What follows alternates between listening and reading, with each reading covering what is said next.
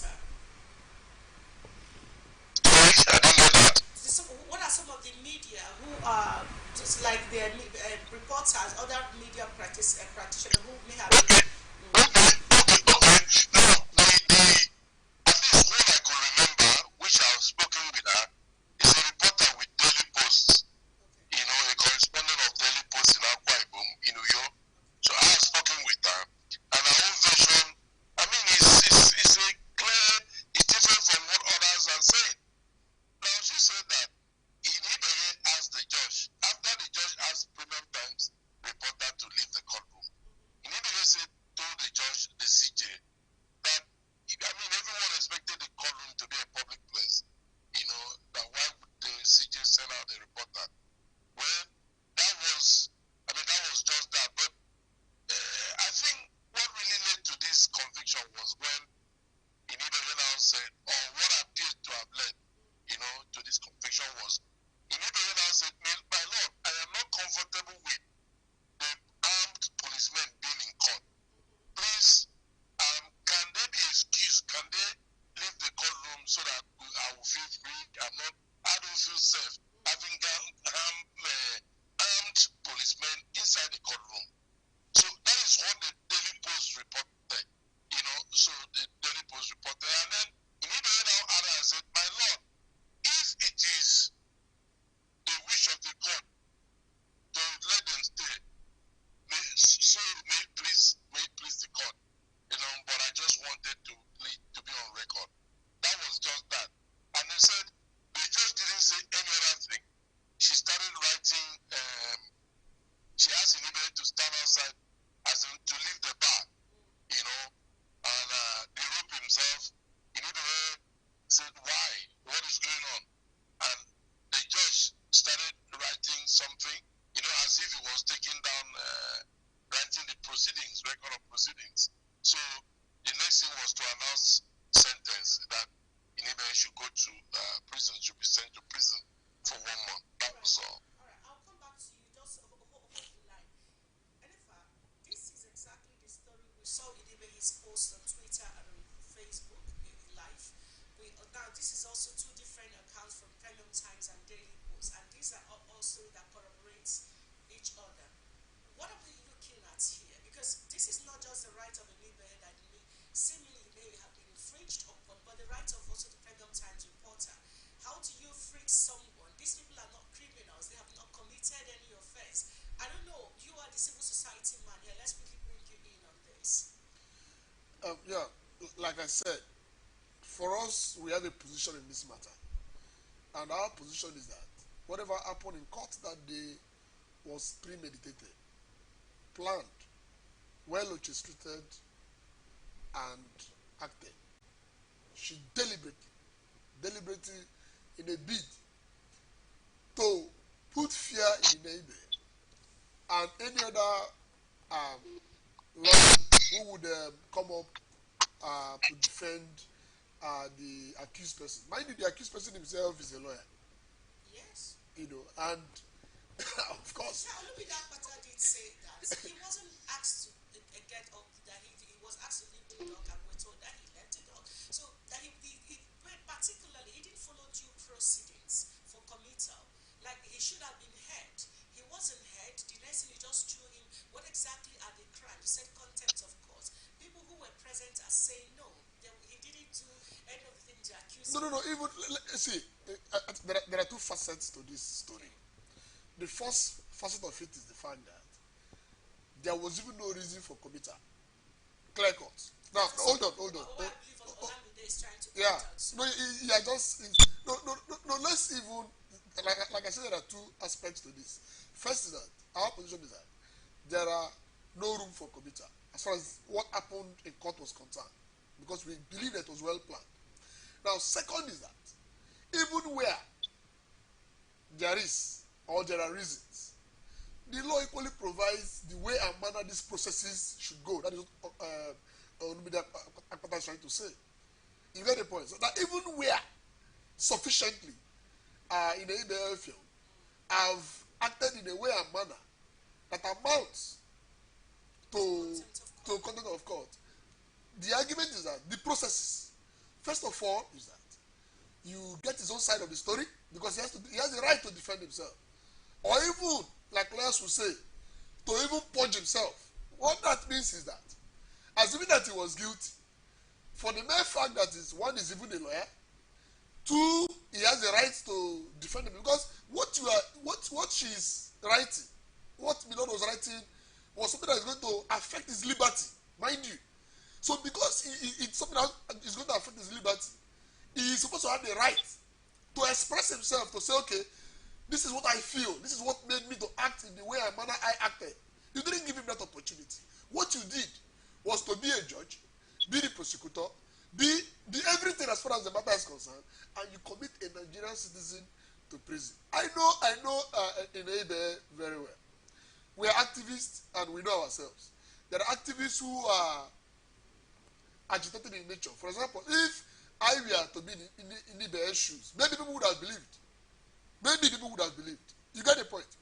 But in Ibe is someone that is very jovial, very playful, but very stern. By stern I mean his position will remain his position, even if you be joking about it. You get the point. It's not like us that are hyper active. No. If you watch the video that he made, he was even laughing. Somebody who had just been committed to prison. You get the point. For me, if I were to be the kind of words I would even use against the judge in that courtroom, the way I don't know if you're getting my point. No, but despite the provocation, despite the fact that this woman acted beyond her powers, he was still laughing. That is in ABF for you. So it further goes to show and prove that all that transpired, all that played out, we are all well planned. And she made sure she did it. It was done within the period where the court will go on vacation. For example, of course, you're aware that vacation processes, So even if you want to appeal this matter, for instance, I assure you, Unebe must have served that his sentence. That's the truth. You have to wait until the court comes back because the processes will follow. Even if you say you want to go to vacation courts, the processes alone, process of appeal, get the records, because she is going to even give you the record of court. Because before you even appeal, you are expected, to get records of court. So she will even get the records of the court. So the point I'm just trying to make is that it was all well planned. The way you now add it with vacation and what have you, she did it so that in Ibe will be at her mercy. But like I said, she's wasting her time. This is not new. We have been here before. It happened to Agani. In Ibe, we not beg her. She should take that to the bank. In Ibe, we not beg her. In Ibe, we rather prefer to serve a 1-year jail time than to beg her. She's just wasting her time. He won't beg her, and everyone should not fall. No. Mr. Cletus, I'm coming to you. NBA will hear from what the NFA said here that the Idibe is being asked to apologize. From your accounts and the reporter's accounts, both Daily Post and your reporter, what exactly do you think Idibe should apologize? And let's even go to look at it from that angle. Are you asking me this question? Yes, I am. Okay. But I mean, I'm not supposed to speak for Inibege, and this is experience from the no, but narration. let me tell you something. There's some other thing that I forgot to say, but let me say this at this point. In the course of the proceeding of that day, Inibege raised an issue and drawing the CJ's attention to an application he made that the CJ should withdraw herself from this particular. Yes, yeah. So he made it open once again, and the CJ said the CJ pushed that aside and said that will be looked at in another day. You understand? So now, like it appears like some people are saying that this thing was premeditated and all that. So I don't know, but he said, "What should Nibe apologize?" I have not seen him done anything wrong, so I don't know why he should apologize. But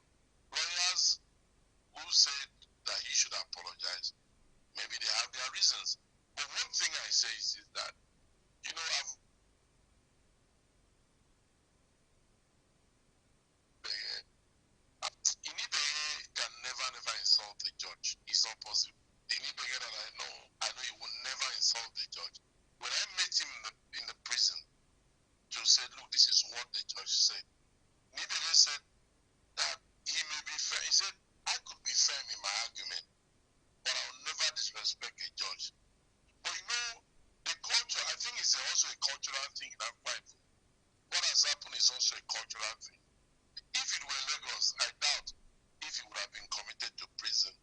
In Akwa Ibom, if you raise your hand and tell an elderly person, what you've done is wrong, they say that is an insult. For you to tell someone that what he has done is wrong. And then again, a lot of people say most times like to go to television as if it's the only person is there, you know.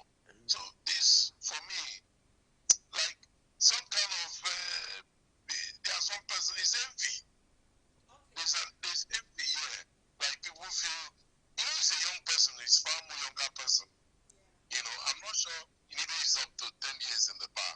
You know, No, he's so not. yeah, he's not. So people feel that, I mean, this guy's been all over the place. You know, so I've heard some lawyers, one-on-one said, look, forgive this young man. Let him be tamed. Every time you see him, he talks as if, what does he know about law? Immediately you hear this kind of remark, Yeah. you know that envy is at work. So I think it's a cultural thing as well, you know, because you hear all manners of lies, fabrication said against him, that he told the judge, I'm more popular than you. That's not an image that I know. I mean, but again, let me say this. I think Nigerians are not doing, the civil society should be more, they should come out more to speak, they should speak up more and more on this issue. I mean, I think they have been a little bit quiet, you know, on this. I agree They with should you. speak up. They should speak up more and more. They should be loud. Their voice should be heard, you know. But they are just relaxed. And then it is in Ibe today, but who knows who will be next? So that's my point. All right. Thank you. So much. Thank you so much, Mr. Cletus Okwon, for being part of ATN Blowout today. We appreciate your time, and of course, we'll be calling to you to as we get development from this story. Once again, thank you for being part of the show this morning. Thank you. All right. Thank Thank you. you very Thank much. you. Thank you. Thank you. We'll be coming quickly to you now. When we talk about these irregularities issues or the ongoing, a lot of times people, like he said, like Mr. Upon said, we look at it like it's him, it's in him. Like he talked about envy, you know, people feeling like small boy. Why would you get to the point where you are? Of course, in Ibe there's a lot of influence, but that has nothing to do with Akwa Ibom State, as a matter of fact. So why are we even talking about seniority, age, culture, and envy in an issue that clearly shouldn't be what it has turned out to be? It's unfortunate, but that's what we will see in our climate, especially in the Niger Delta. I want to disagree with the Premium Times reporter that said that it's cultural. I don't agree. In Lagos, for example, I don't think that a society, what they call the headquarters of the Yoruba nation, that is known for respect, you know, should Akwa Ibom should have deeper cultural leaning in terms of respect more than Lagos. I don't think so. It's more about uh, when he says culture, I was expecting him to say it's about a culture of intimidation. Okay, that could be what he's pointing at. No. He was talking about culture in terms of tradition, where it is expected that in the Akwa Ibom tradition, a younger person shouldn't tell an older person that you are wrong.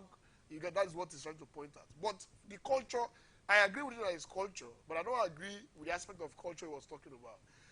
Otherwise, in the climes where these things cannot happen, they even have deeper culture for respect, even more than Akwa Ibom or even in the Niger Delta. But it's a problem with the Niger Delta where we have political leaders, that subjugate, and use the influence of power, especially the judiciary, to intimidate ordinary people. Mind you, this is a case that the governor is involved. In fact, the governor is the claimant. Then the senatorial aspirant of PDP, I think he actually won the elections. I think so. He's equally involved. I think one Ekpenyong also. He's equally involved. So the lawyer had accused them of influencing another judge. So it is that case of defamation that is before the court now. So you now understand the whole drama. So as far as we are concerned, the Lord, the chief judge of Akwa Ibom State, is playing the script of Udom. Anything, trying to paint these things, dramatize them, and begin to. It's that is what you're saying. You see it happen. So the big question is, to Yes. what end? Yeah. In 1 month time, Idibia is supposed to be released from the prison. No. And then there should be a hearing or some sort of proceedings. And then what happens? Are you going to commit him back into prison? No. What she's trying to do is to reinforce that culture of intimidation, and With the law? that is the issue. Why would the law support such actions? Exactly. So it is the judicial rascality, it is executive rascality, and this is why some of us have equally said that while state police in itself is not a bad thing, we should be careful the more powers we give to state governors. Imagine all the institutions that are under the state governors. Go and check how they abuse it. Is it INEC? That is the resident electoral commissions. That's under governors. How do they use it? They intimidate people. You before you know what is happening, they write results for elections. Look at a boy, for example, with all the bad blood with the APC. Yes, some people have supporters and those opposing them. With all the bad blood, they just conducted local government elections in Ebonyi. APC swept everything, all the local government, all the council. You can just imagine. With all the bad bloods in Igbo land now, right now, you can get. Okay, let's look at the judiciary. Look at the judges. There are judges, you go to their courts and open, especially in the Niger Delta, openly, they don't hide it. There is one that just left, you even inside the courtroom, you'll be seeing him talking about the River State governor. Should we even start talking about other aspects like legislature? Look at the legislative arm in most of the states, especially in the Niger Delta.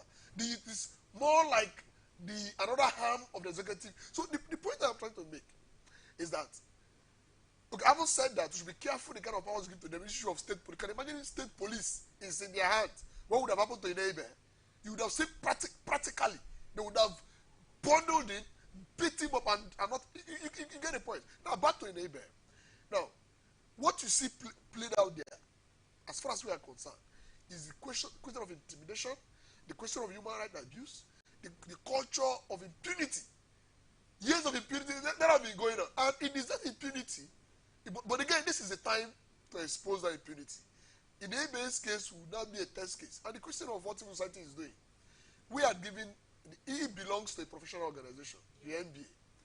And of course, while it is true that it's our job to do campaigns around in the ABA, we equally feel that let's give NBA the opportunity to exhaust their internal way of managing the situation, so that we are not accused. We are not accused of overblowing the issue and what have you. No, I think I share in this regard. Yes. I think I share the concern of Mr. Upon, yes. And this is what it is. We live in a country. Olumide Akpata is saying we may be petitioning the Chief Judge of the Akwa Ibom Ekaete Obo to the NJC. How long is this about the investigation? Everybody, this story is out there, is in the open.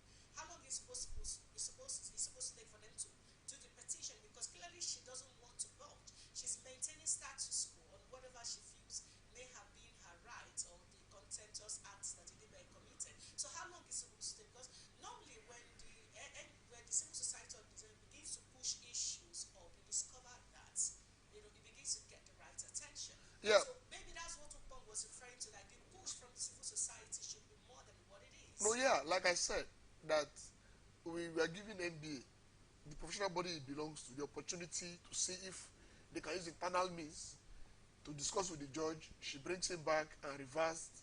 Well, yes, but so it was just yesterday that it is not clear to everybody, that she's not willing and she's not ready. So now nobody will accuse civil society again of overblowing the issue that we are making, just accuse us of trying to overblow the issue. In fact, they had already sponsored some fifth columnists to buy space in newspapers and even a time on TV to even say that the little we have done, that what we are doing is even making the issue more difficult and what have you. So all of those blackmail have been there. So Now that it's clear, you have heard from Justice Mount, being the NBA national chairman. Yes. We are going to start our from. I bet you, before this week we run out to early part of, at least from Monday, you start seeing very heavy actions from civil society. I can assure you of that. All right, we will just wrap it up on that. The conversation on Nibe and the issues with the Chief Judge of Akwa Ibom State. Hopefully, she gets to reconsider and solve this whole thing so it doesn't get messier than it already is. But again, they are the law. They make the laws, they decide what goes and what doesn't go. Ours is just to report the matter. But we'll take a short break and we'll come back. We'll go straight into another issue that we need to bring to your attention. This is on organ harvesting. Some group are saying that the arrest and detention of Ekweremadu didn't follow the international standard for official with diplomatic immunity. Be right back. Meet the people making the difference in our time on ATN Icons. Here, we present you legends celebrated for their heroism in different fields and serve as role models today. ATN Icons, showing every Sunday 8 p.m. to 9 p.m. on Atlantic Television Network, StarTimes DTH channel 194, ATN Live on Google App Store, Facebook Atlantic Television Network, YouTube Atlantic Television Network, Instagram Atlantic TV Network, Twitter Atlantic TV Net. For sponsorship 0810 634 1777. ATN Icons, celebrating the giants of our time.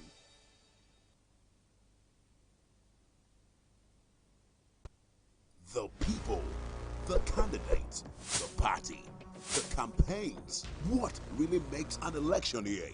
Enough of the rhetorics. It's time for issue-based politics. 2023 elections. Who are the candidates? What do you know about them? Take a seat, relax, and join us for the 2023 elections on Atlantic Television Network, StarTimes, DTH, channel 194, or ATN Live on Google Play Store and all our social media platforms. Twitter is at Atlantic TV Net. Facebook and YouTube is at Atlantic Television Network. On Instagram is at Atlantic TV Network. Elections 2023 from Mondays to Fridays at 8 p.m. Election 2023. We the people have a stake.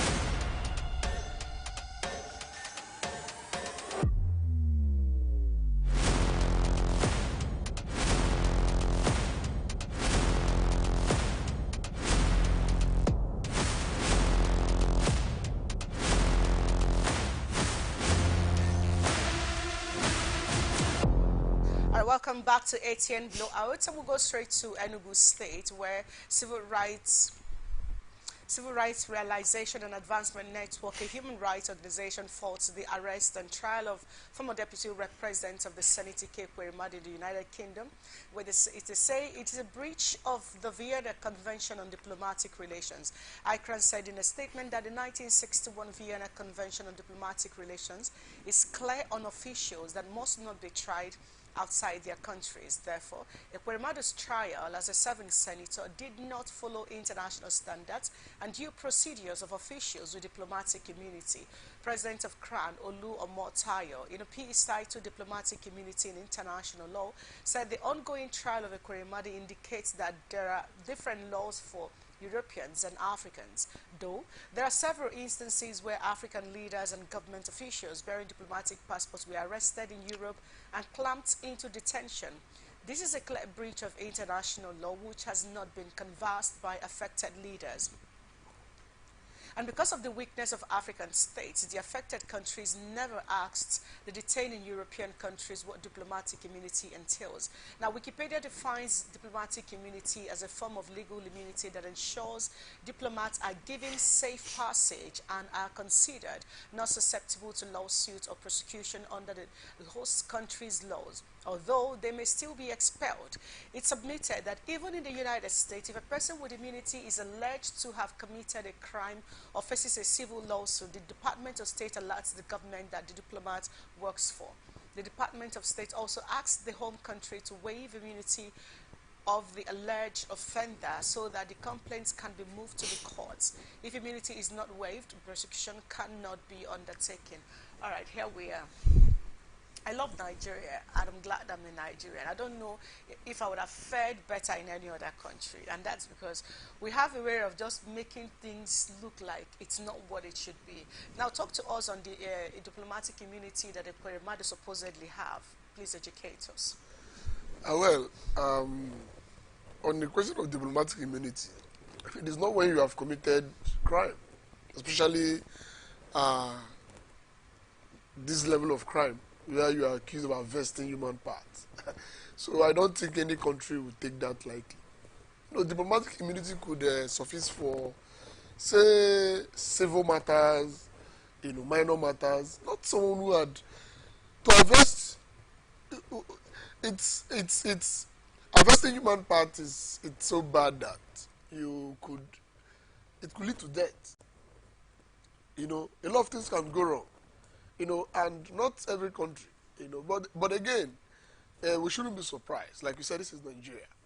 Most of these guys who do this, they just go register one organization, with due respect to them, but it is what it is. In every field, there are quacks. You have quack journalists, you have quack medical doctors, lawyers. So even those of us in the civil society space, we call it have quacks like they are normal. You trust me. The president just dole out 1.4 billion naira to Niger Republic. We're coming to no problems. But the point I'm making is that you will see people who call themselves civil society groups and duly registered, though, will still come out to defend it. So it is their right anyway. It's their right. They have the right to freely express themselves. But again, it is what it is. It is that there are quacks everywhere, and this is what always happens. And now, speaking of these things, we always have. Just one question before we get out of this Ekweremadu story. Everybody seems to be talking about Ekweremadu. The young man whose organ was supposed to be harvested is a Nigerian. Why are we not talking about his rights? Why are we not talking about his welfare? Why are we not concerned? Is it because he is not at the level of Ekweremadu, or am I missing something? He shouldn't be protected, he shouldn't be cared for, or what am I missing? Yeah, it's a problem in our clan. We are very elitist in thinking, and I most times blame our failed culture, failed institutions, our failed religious fronts. The man who is a good man, is the man who have made money. The man who is a good man is a man who is an authority. You see our pastors preach it. You see our man preach it. God have blessed him. Nobody cares how the man gets the money. You go to the village, they give you chieftaincy title. Your parents elevate you far and above even your seniors in the house. So I think it's bad parenting, it's bad culture. Those things have transcended, to our national life. That is why you can see that nobody is even perturbed. I assure you, if that particular matter had happened or issue had happened in Nigeria, that boy would have rotted in prison. While you see drums of supporters protesting and saying that Ekweremadu is innocent, that the boy, the Nigerians don't look for a way, use emotions, use blackmail. I remember when this matter started, people were like, I asked a question. I said, hello, can you allow proper investigation to go on in this matter? Why do we insist? Why do we keep on? Can we allow? They said, hey, no, you are envying because you always envy rich people. I said, leave my envy. If I envy rich people, maybe possibly I like poverty and I don't have issues with being poor. But whether I envy rich people or not is immaterial. what is material is the fact that let us do proper investigation to know who is at fault or not. But again, it is where we are. It's society that elevates elitism to the highest of levels. All right, now let's get to the CVR exercise. INEC turns down 70 CSO's request to restart continuous voters registration. Now, the Independent National Electoral Commission yesterday turned down the request of 70 civil society organizations to restart and extend the suspended continuous voters registration by 2 months. The electoral umpire, which ended the exercise on Sunday, after extending it from June 30th to July 31st, said it could no longer entertain further extension to avoid harming preparations for the 2023 general elections. Meanwhile, the Commission disclosed yesterday that over 7 million Nigerians who did their voter pre-registration online did not complete the procedure at physical centers. Consequently, a coalition of over 70 CSOs requested for extension of the exercise for another 2 months. The INEC had in June 24, 2021 begun the CVR exercise and launched a portal where Nigerians could register by filling in their biodata and required documents, after which they would visit INEC designated centers to complete the process physically. Going to a physical center for biometric capturing was a prerequisite to complete the voter registration process. Now, but civil society again is saying this thing is called continuous voter registration. INEC has appealed last week or thereabout. Please, that Nigerians should give them time to adjust in order to prepare for the elections. However, civil society organizations say, well, you have 17 million Nigerians whom you have disenfranchised because you cannot man, the time doesn't work for you. So they are pushing for them at least to give it at least another 2 months to enable at least the 17 million already registered online to complete the process in their different centers. But they are saying no. Yeah, you know, the position of, I joined that call. I'm a supporter of that call. I supported that call. And further, we are signatories to that call. The excuse given by INEC to stop the continuous voters registration is actually funny. Very funny. Trust me, get to your bank today. You get your ATM card in less than 2 weeks. In some banks, 1 week. The same day, actually. In some banks, the same day. So can you just please tell me why INEC is stopping voters registration card? We have about 6 or 7 months to elections. Why? So why can't they even do these things even up to December? Why? In any case, it is not even more often than not, especially now. Before now, you can blame Nigerians that Nigerians like rush hour, which is of course one of the problems we have in this part of the world. We just like doing the right things when it's about towards the end. But truth be told, this time around, Nigerians are ready to participate in this process. And the fault have always been that of INEC. Most times, for those of us in this space who are monitoring this process, you go there, it's either the machines are slow or the manpower is very low, or you know, there are even no centers. Like you go to some communities, especially in the hinterlands, you hardly, just maybe an entire local government area, you just see one center. So the problem have not been, the issue have not been, is not that the equipment, the facilities and manpower is there, but citizens refuse to patronize it. Yeah. It is even that citizens are there, but the manpower is not there to entertain their requests. The machines most times are not even working, or these processes are not. And every day people go there, spend man hours, you know, and who does that anywhere in the world? People just for people to get a card, they spend man hours, sometimes days, to get cards. INEC should stop making Nigeria a laughing stock. A quick question on this. It's also a bit funny that after registering online, I will have to now go to centers, different centers, to complete the registration. Why can't I just register online and then pick up my card, or have INEC send the cards to my address, or get the people to come there to pick up the permanent voter's card? What kind of arrangement do you have to, after registering online, you now have to go back again?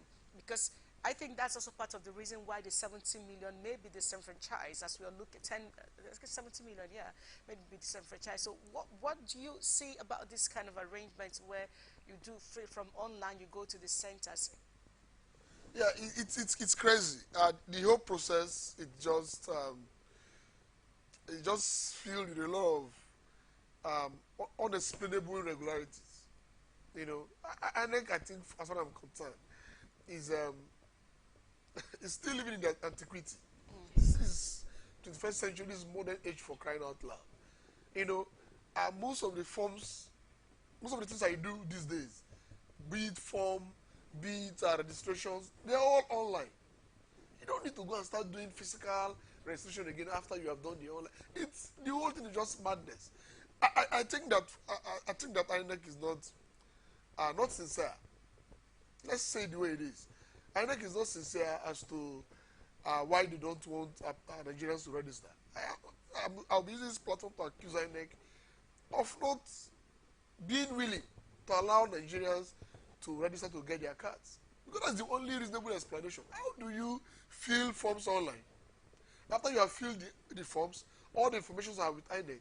You will still have to go to the physical center to do another form of registration again. Who does that? How do you even explain that?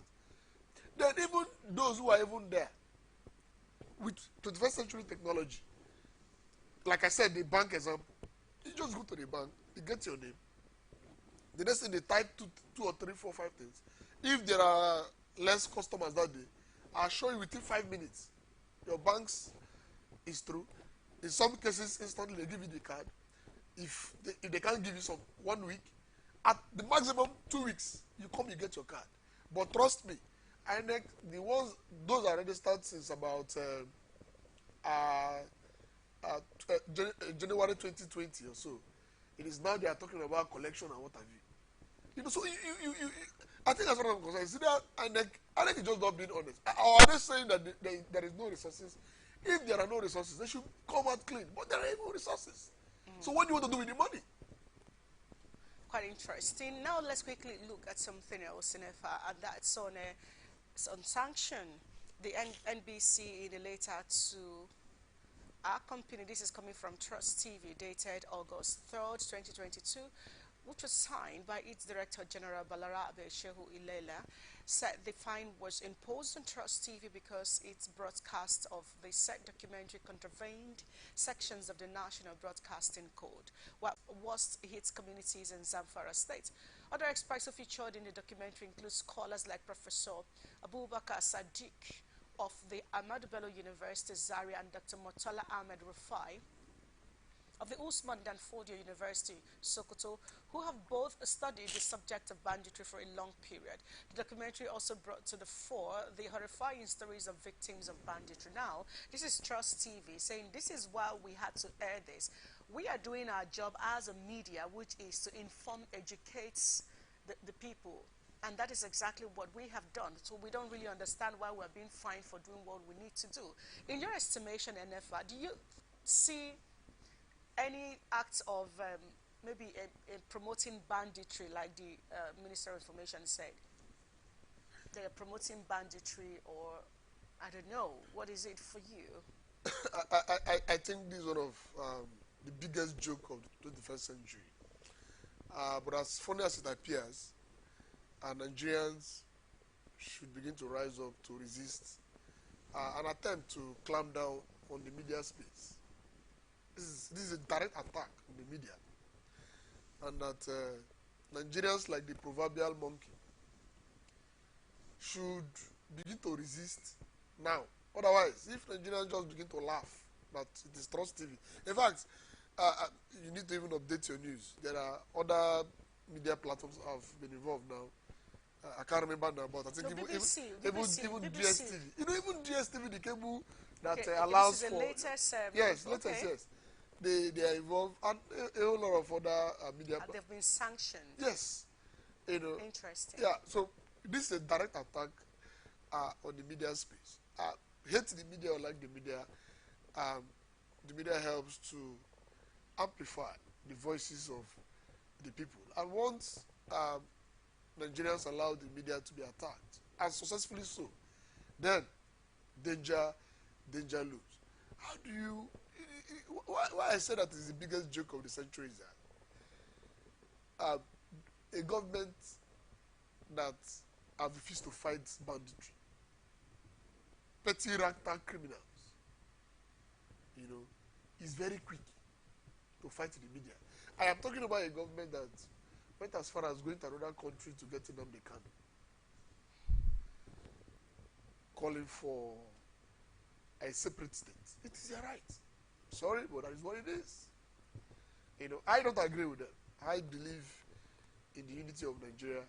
I believe that if we get the correct leadership, if we're able to sack this current set of unorganized leaders we have in charge of our affairs, that Nigeria has potentials to be one of the best countries in the world. However, these persons expressed themselves. They were, for IPOP, it was declared a terrorist organization and what have you. But the same government is unable to attack bandits. Now this government is even angry with, what are you hiding? It's just like saying that the movie industry is promoting ritual. I say that this does not happen here. So the media is, the movie industries are just acting what is happening. So what you should do is to be able to organize society in a way that such things will not be fashionable. Persons will not, of course, if I have a genuine means of getting resources, why should I go through crude means? People go, Yahoo, and co, these are alien in our society before. But because of hardship, because of poverty, because of even lack of proper orientation, even from the so-called Ministry of Information, being led by Lai Mohammed, who have refused to do the needful by setting agendas for proper orientation. Now you are now coming to attack the people who are reporting, whose job it is to report all sides of the story. And they are reporting every side and saying, look at what is happening. Instead of you to pick from what they have provided and possibly even use them to track, learn from what they have done to track how to get the bandits. Is it not laughable that the media can reach where the bandits are, but you, government, till today, you cannot. Meanwhile, very recently in Zamfara, somebody who had been declared wanted by the police was turbaned, just very recently. And he also took part in the documentary. Very well. Yeah. And up to now, as we are even talking, he has not been arrested. This was someone who was attacked. And now you are instead of you to attack or look for the persons who are attacking Nigerians, you are attacking those who are reporting what is happening to Nigerians. Something must be wrong with us here. All right. We are holding your thoughts on that. Let's quickly go to something, another very interesting conversation coming from the State House. And this is federal government gifting 1.5 billion worth of SUV to Niger Republic.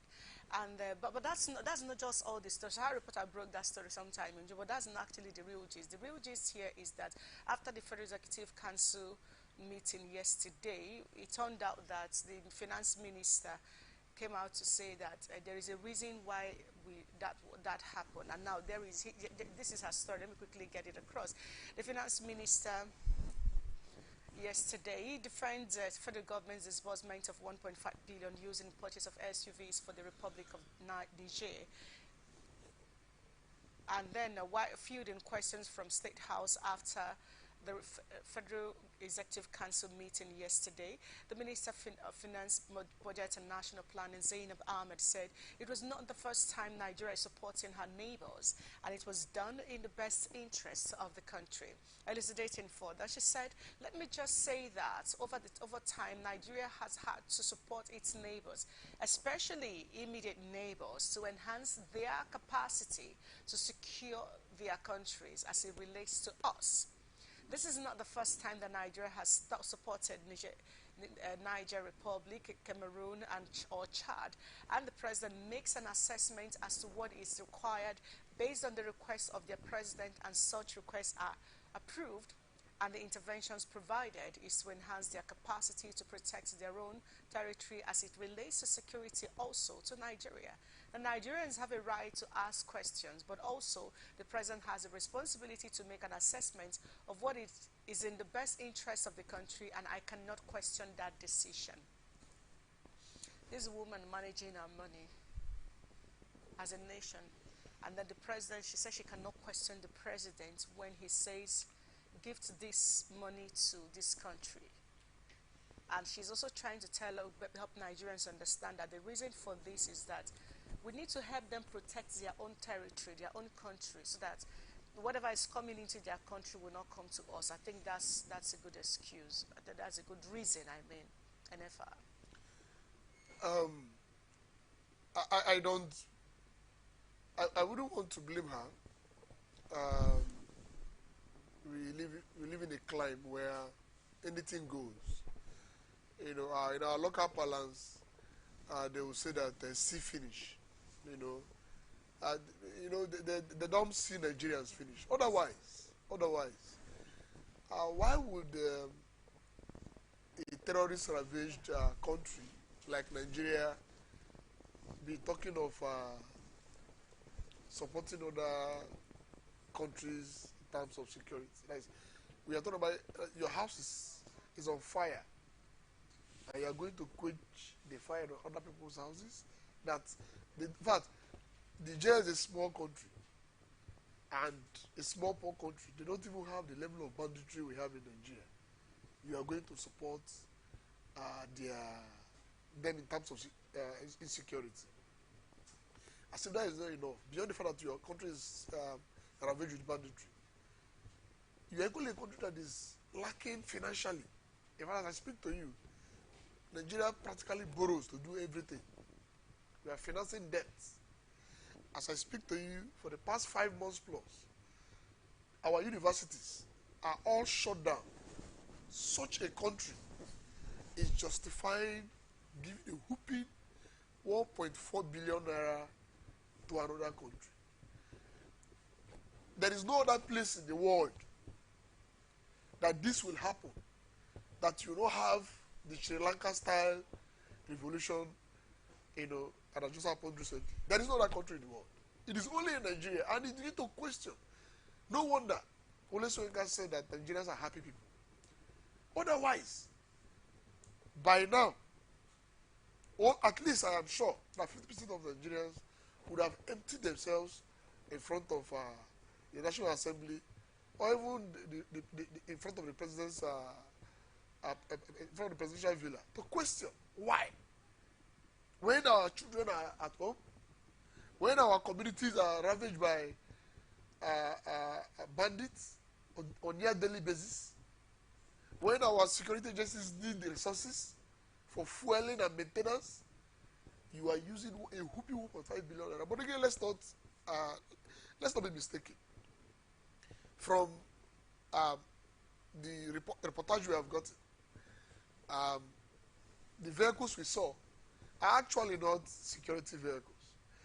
They are latest 2022 Prado exotic jeeps. So possibly, the government of the day, maybe the commissioner, the minister for information, or possibly the finance minister should explain to us the kind of security that Prado jeeps and what have you will be using. It's unfortunate. It's really, really unfortunate. Now, speaking of it being unfortunate, let's really run through this. INEC says they have no preferred candidates in a lecture theme, Electoral Act 2022, imperative for political parties, and the 2023 general election, designed to enlighten and sensitize political parties on the new. Professor Yakubu said, let me draw your attention to the fact that the use of electronic devices such as the Bimodal Voters Accreditation System, BVAS, INEC Voter Enrollment Device, INEC Result Viewing Portal, IREV, and other technological devices are now legally allowed in the accreditation process for voters' collation of results and the general conduct of elections. He said, please be assured that these innovations are intended to deepen the electoral process in our country and the optimal performance in the just concluded gubernatorial elections in Ekiti and Osun State in an eloquent testimony to their electoral value. We shall only do more to consolidate their deployment in our election. Once again, I wish to assure you that INEC has no preferred party or candidate. We shall only ensure that all valid votes count and the winners are decided solely by the voters. I'm coming to you right now. With an electoral umpire, big C, cyber security, why are you going to manage that? It's about hacking the systems and all that. The taste of the pudding is in the eating.